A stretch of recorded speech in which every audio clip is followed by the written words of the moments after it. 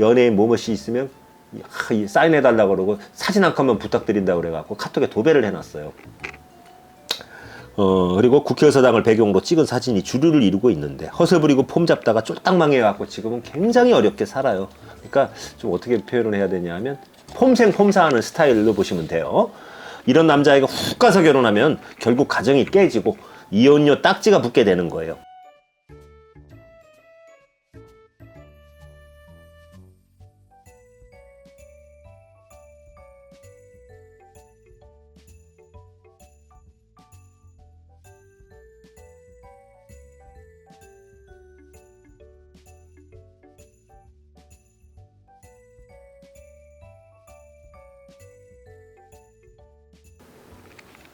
안녕하세요.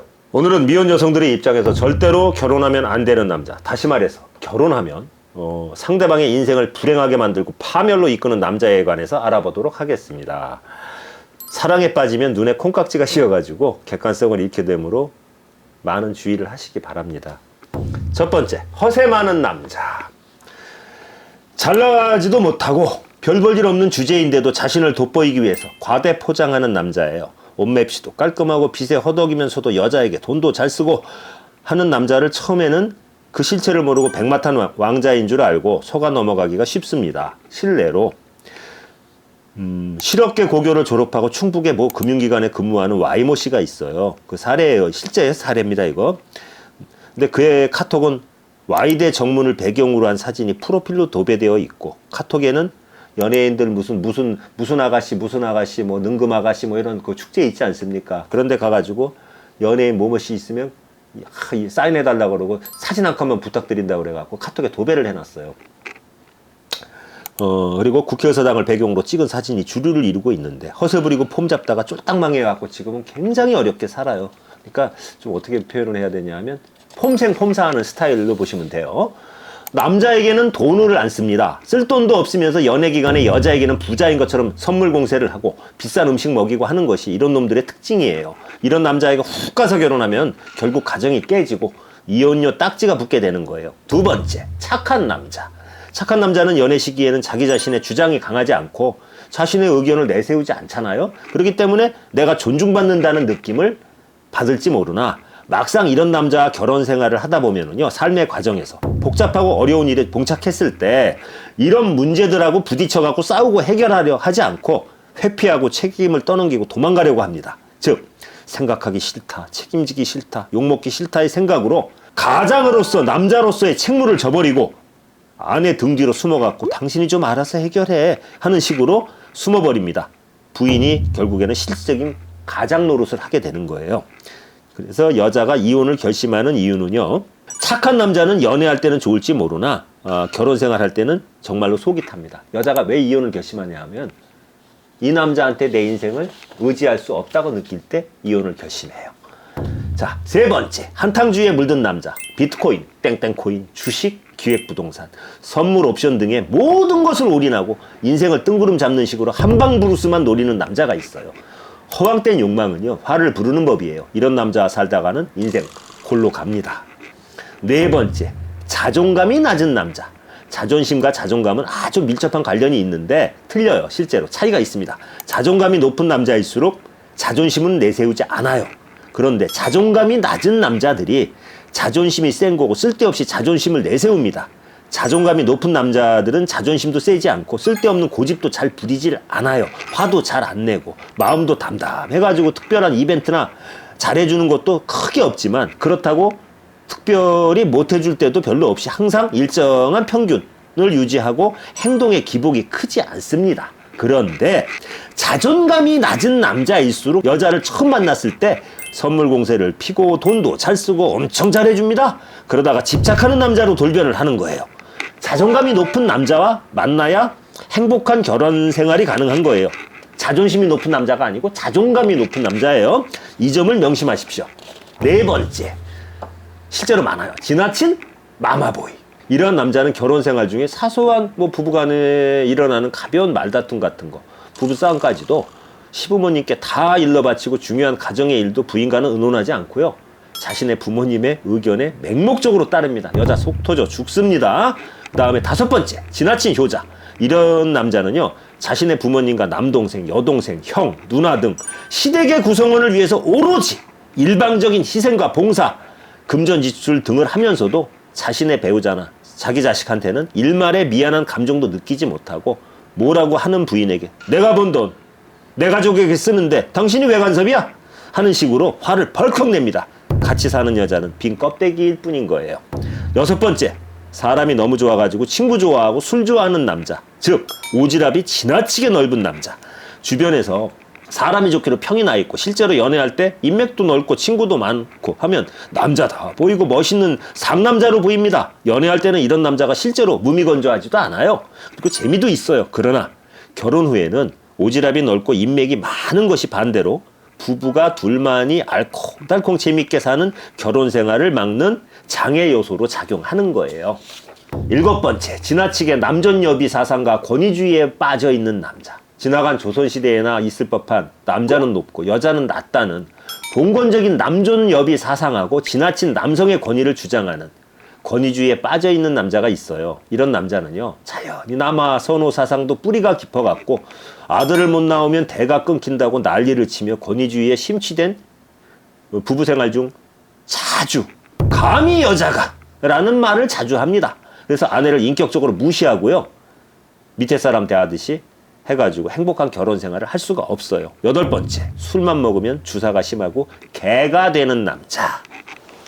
평소에는 멀쩡해요. 그런데 술만 먹으면 술버릇이 좋지 못하고 소위 개가 되는 남자는 정상적인 직장생활하고 사회생활, 가정생활이 유지되기가 힘듭니다.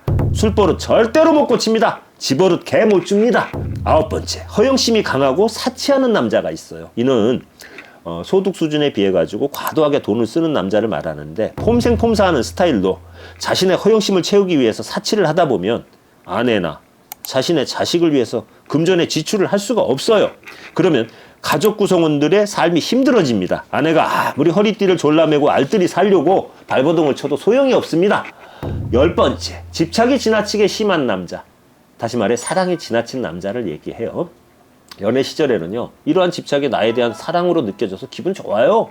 결혼 후에는 근데 지나친 전화나 문자, 카톡 등으로 사회생활이나 살림, 육아 등이 힘들어져요. 시도 때도 없이 감시하는 거예요. 까똑. 집착이 심할 경우 결혼생활이 파탄납니다. 11번째, 도박 중독자. 화투, 포커, 빠찡코, 슬롯머신, 경마, 경정, 경륜, 인터넷 도박 등 그 도박의 종류를 불문하고 중독된 남자가 있어요. 정상적인 사회생활이 절대로 불가능합니다. 그리고 직장에서 공금횡령 등 범죄 행위도 유발이 되고요. 도박빚으로 가정은 파탄나는 거예요. 12번째, 게임 중독자. 정상적인 사회생활이 불가능해지고요. 부부간의 정서적, 육체적인 부부생활이 불가능해집니다. 컴퓨터 앞에 앉아갖고 게임만 하는데 무슨 부부생활이 가능하겠습니까? 13번째, 알코올 중독자. 다시 말해서 술을 너무 좋아해갖고 매일 술 없이는 못 사는 사람. 항상 취해 있기 때문에 원만한 결혼 생활이 유지될 수 없으면 당연한 거겠죠. 그 다음에 14번째, 욕을 습관처럼 입에 달고 사는 남자.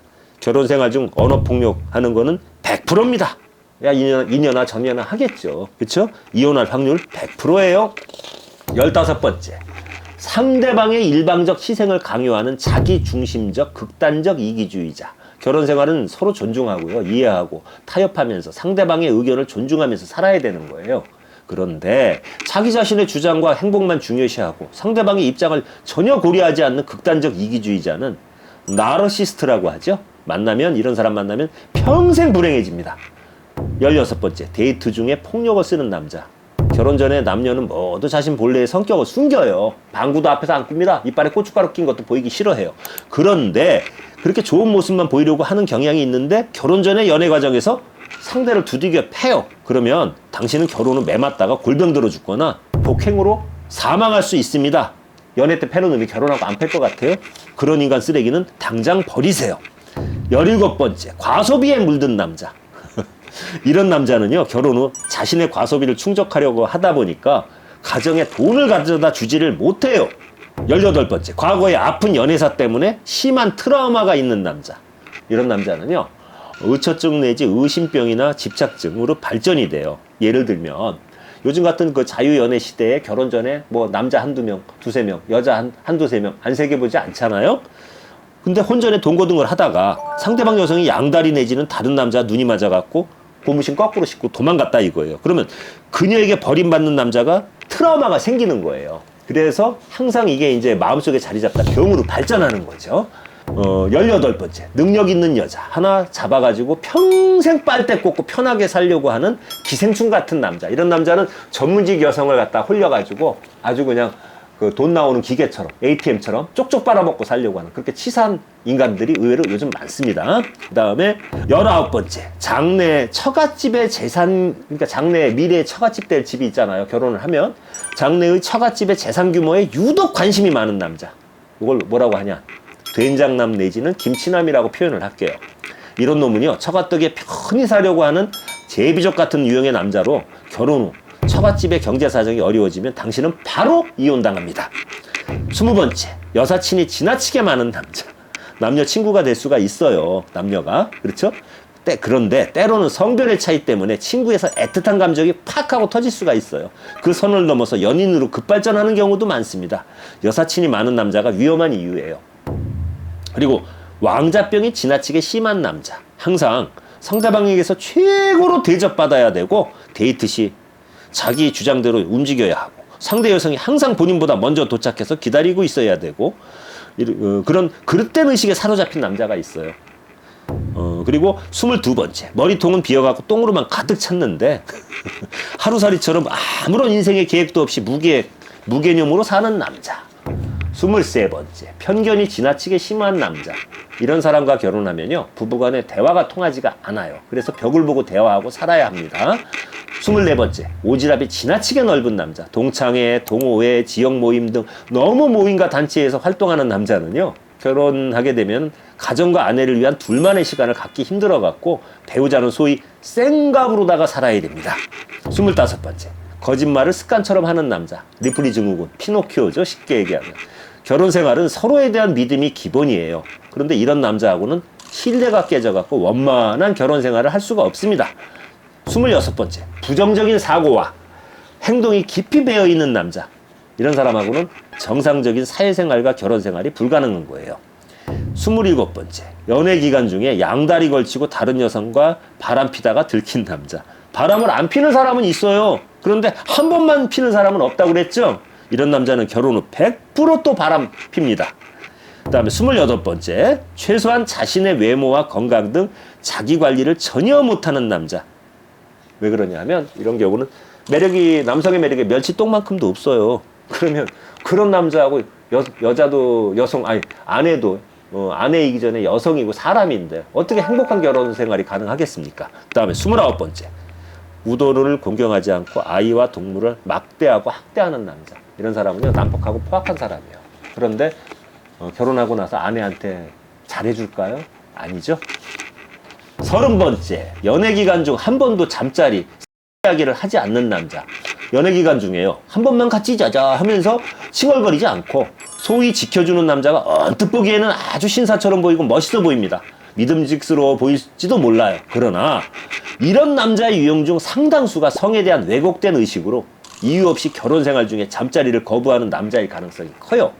이는 주로 어릴 때 유학이나 청소년기에 목격한 충격으로 그런 자세한 얘기는 안 해도 아시겠죠? 성에 대한 부정적인 사고가 자리 잡아갖고 이렇게 되는 경우가 대부분입니다. 31번째, 술자리에 간 이후 한동안 연락이 두절되는 남자. 이런 남자는 소위 뭔지 아세요? 유흥업소에서 아가씨, 도우미 아가씨나 이런 사람하고 2차 나가는 거예요. 자, 32번째, 자기 편할 때만 연락하고 자주 바쁘다는 핑계로 연락을 하지 않고 잠수 타는 남자. 33번째, 연애 기간 중 강압적으로 상대방의 컨디션을 무시하고 성관계를 맺으려고 하는 남자. 34번째, 여친의 친구 앞에서 추파 던지고 눈웃음 치고 전화번호 따고 끼 부리는 남자. 이런 남자는 결혼 후 거의 끼를 주체하지 못해갖고 대부분 외도를 합니다. 35번째, 결혼 전에 사사건건 남과 비교하는 남자. 의외로 이런 찌질이들이 많아요. 예를 들자면, 내 친구 와이프는 모모 로펌 변호사인데 연봉이 얼마야? 내 친구는 처갓집에서 병원 차려주고 장인이 독일제 빤스 500 사주셨더라.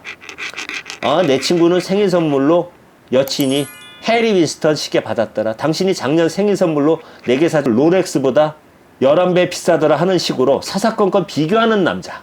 36번째. 결혼 준비 과정에서 혼수와 예단 문제로 처갓집을 무시하며 심한 갈등을 일으키는 남자. 이런 남자는 당신을 사랑해서 결혼을 하려는 것이 아니에요.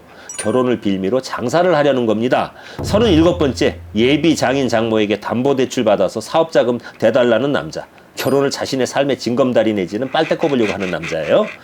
38번째. 최소한의 상식이 없고 세상에 무관심한 남자. 예를 들면 이순신 장군이 어떤 분인지, 유관순 열사가 어떤 분인지를 몰라요. 6.25가 어느 나라가 일으킨 전쟁인지를 모른단 말입니다. 예? 그리고 39번째. 블로그, SNS, 인스타 등에 지나치게 집중하고 목숨을 거는 남자. 이런 남자 중에 은근히 사기꾼, 허풍쟁이, 왕자병, 자뻑하는 남자가 많습니다. 고맙습니다.